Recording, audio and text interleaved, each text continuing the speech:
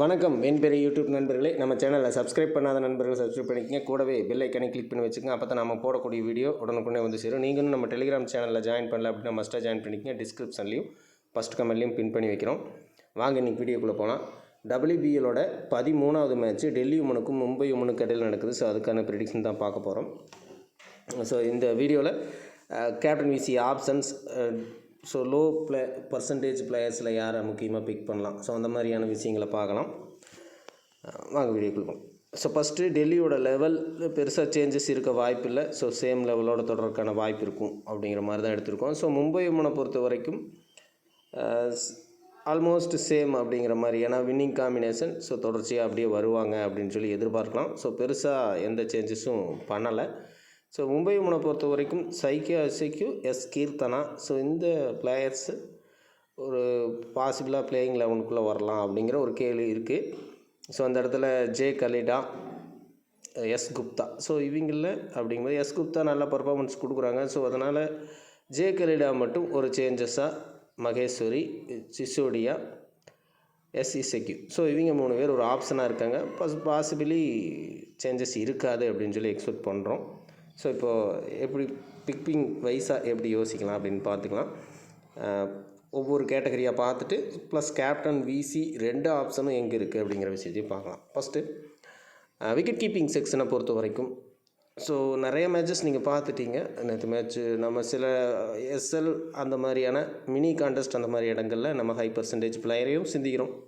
But mostly இந்த மாதிரி அமைப்பு இருக்கும்போது இன்றைக்கி மேட்ச்சில் டாப் 4 பிக்கு இதெல்லாம் பார்த்தீங்கனாலே தெரியும். நீங்களே அதை பார்த்துக்கலாம், ரொம்ப சிம்பிளாக, அதை நான் இப்போ சொல்லலை. ஸோ அப்படி பார்க்கும்போது இங்கே பர்சன்டேஜ் ரீதியாக யாருக்கான வாய்ப்பு கொஞ்சம் குறைவாக இருக்கக்கூடிய பிளேயர்ஸை பிக் பண்ணுறது பெட்டர் ரிசல்ட் இந்த மேட்சை பொறுத்த வரைக்கும். ஸோ யாஸ்டிகா பாட்டியா, கமலினி, ஸோ இந்த 2 பேர்த்தில் ஒரு பிளேயரை எடுத்துக்கலாம். எக்ஸாம்பிள் சொல்லணும் அப்படின்னா மும்பைக்கு ஃபேவர், மும்பை சேஸிங்கில் ரொம்ப அட்வான்டேஜ் எடுக்கிறாங்க எல்லா டீமுமே. ஸோ அப்படி பார்க்கும்போது சேஸ் பண்ணுறாங்க அப்படிங்கும்போது யாஸ்டிகா பாட்டியாவை நீங்கள் பிக் பண்ணுற மாதிரி வரலாம். இது இப்போ இருக்கக்கூடிய பர்சன்டேஜ் ஆன் டைமில் எப்படி மாறும் அப்படிங்கிறதையும் கொஞ்சம் செக் பண்ணிக்கங்க. பர்சன்டேஜ் ரீதியாக அடுத்த ஃபஸ்ட் இடத்துல இல்லாமல் அடுத்தடுத்த இடத்துல இருக்கக்கூடியவங்கள பிக் பண்ண ட்ரை பண்ணலாம் இந்த மேட்சை பொறுத்த வரைக்கும்.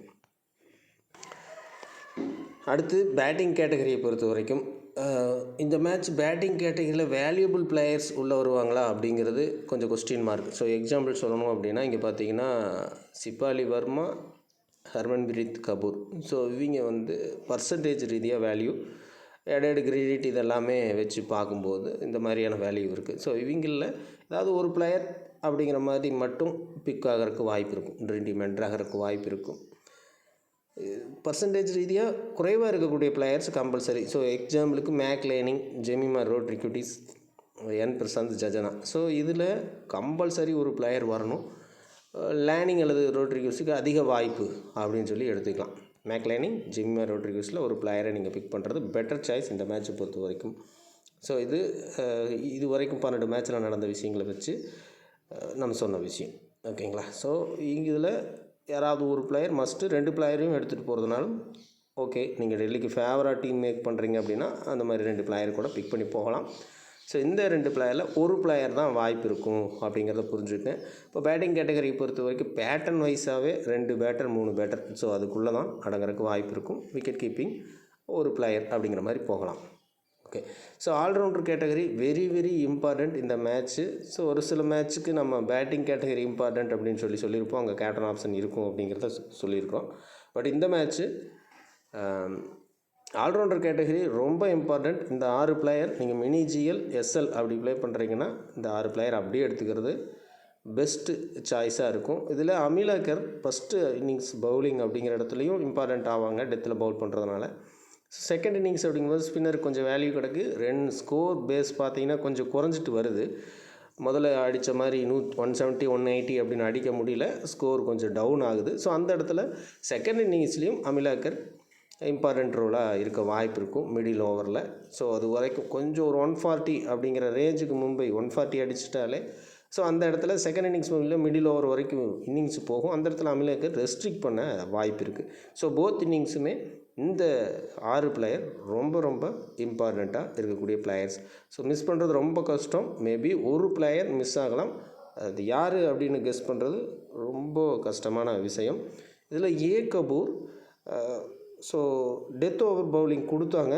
ஃபஸ்ட்டு பவுல் பண்ணுறாங்க அப்படின்னா ஒரு இடத்துல யோசித்து பார்க்கலாம் டிஃப்ரென்ஸியலை. பட் இங்கே என்ன நடக்குது அப்படின்னு கேட்டிங்கன்னா, இப்போது கடைசி கட்ட மேட்சஸ் ஸோ இங்கே வரும்போது என்ன நடக்குது, அப்போது அந்த இவங்களுக்கு டெத்தில் கொடுக்கும்போது கொஞ்சம் அதை ஹேண்டில் பண்ணுறாங்க. அல்லது இன்னொரு விஷயம், நல்லா அடிக்க போகையில் தான் ஏ கபூருக்கு விக்கெட் கிடைக்குது. ஏ கபூர், அமிலா கர்ரை பற்றி பேசல, ஏ கபூரை பற்றி நம்ம பேசுகிறோம். முதல்ல ஹை ஸ்கோர். ஸோ அதை இன்னும் கொஞ்சம் புஷ் பண்ணணுன்ட்டு டாப் ஆர்டர் பேட்டரே உள்ளே இருப்பாங்க, மிடில் ஆர்டர் பேட்டரே இருப்பாங்க, நல்ல பேட்டரே இருப்பாங்க. அந்த பேட்டர்ஸ் வந்து அடிக்கும்போது விக்கெட் விழுந்துச்சு. இப்போ கண்டிஷன் விக்கெட் நிறையா போகிறதுனால டெத்தில் டெய்ல் அண்டர் வந்துடுறாங்க. டெய்ல் அண்டர் சிங்கிள் தான் அடிக்கிறாங்க. அதனால் ஏ கபூருக்கு விக்கெட் ஆப்ஷன் குறையுது. ஸோ உங்களுக்கு லைட் பண்ணி ஸ்லோவாக போடுற பால் விக்கெட்டை எடுக்கலை. பட் அமிலாக்கர் மாதிரியான பிளேயர்ஸ் வந்து கொஞ்சம் டேனும் இருக்கும், அதே நேரத்தில் கொஞ்சம் பவுன்ஸும் இருக்கும். ஸோ அதனால் அவங்களுக்கு டெய்லண்டரும் விக்கெட் விடுவாங்க. ஸோ அந்த மாதிரி யோசிச்சுக்கலாம். ஸோ அதனால் ஏ கபூர் அவ்வளோ இம்பார்ட்டண்ட்டாக தெரியலை. ரைட்.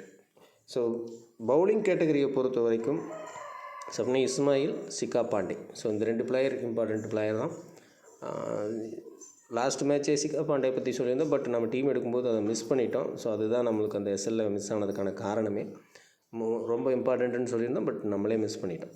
ஸோ இந்த 2 பிளேயர் மேட்ச்சு ரன்னு ஸ்லோவாகுது அப்படிங்கிற இடத்துல 2 பேருமே டாட் பால்ஸ் நிறையா போடுறதுக்கான வாய்ப்பு இருக்குது. இஸ்மாயிலும் சரி, சிக்கா பாண்டேவும் சரி.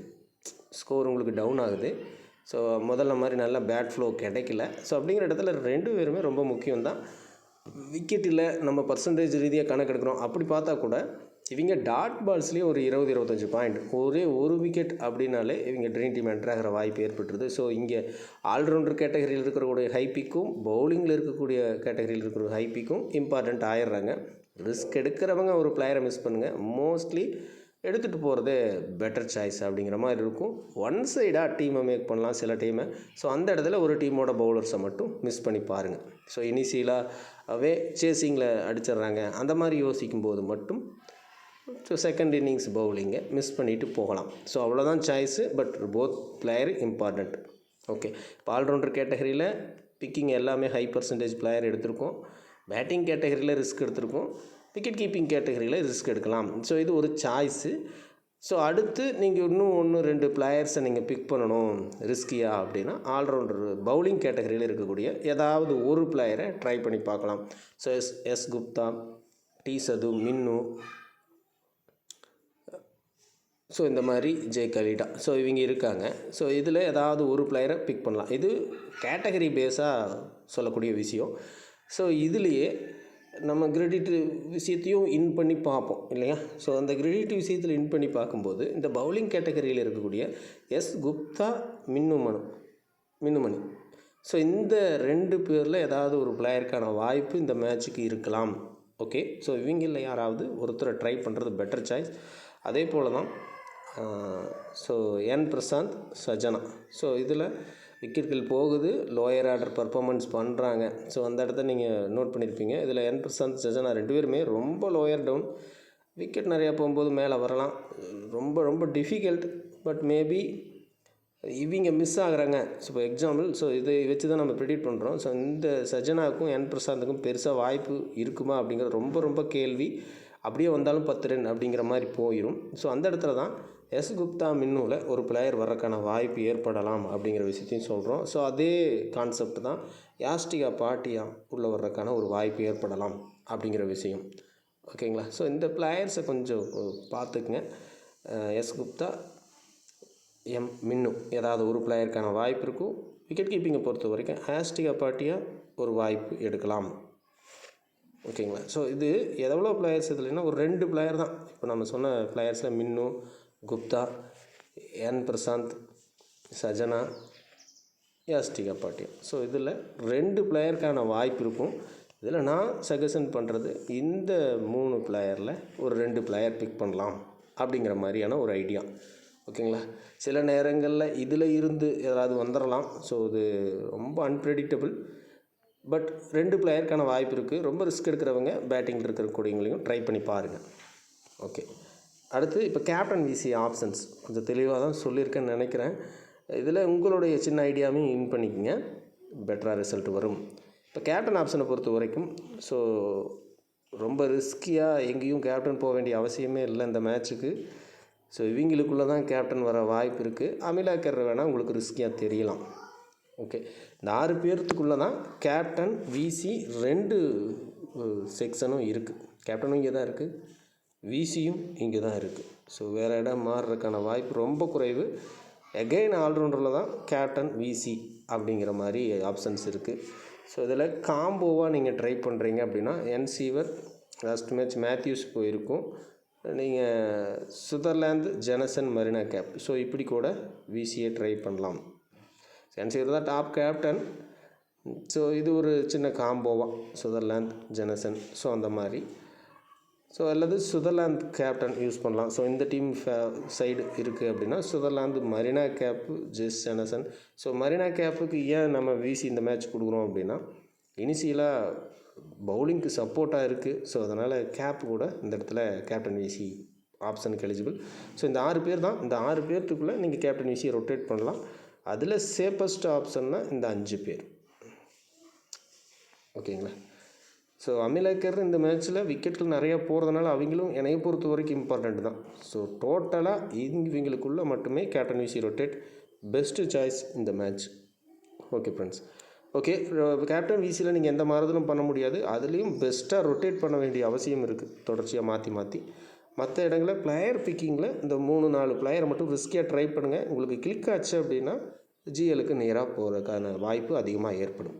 ஓகே ஃப்ரெண்ட்ஸ், ஸோ ஆஃப்டர்நூனுக்குள்ளே ஸோ நாளைக்கு மேட்ச்சுக்கான சாம்பியன் ட்ராஃபி மேட்ச்சுக்கான வீடியோஸ் நான் கொடுத்துட்றேன், அதையும் வாட்ச் பண்ணுங்கள்.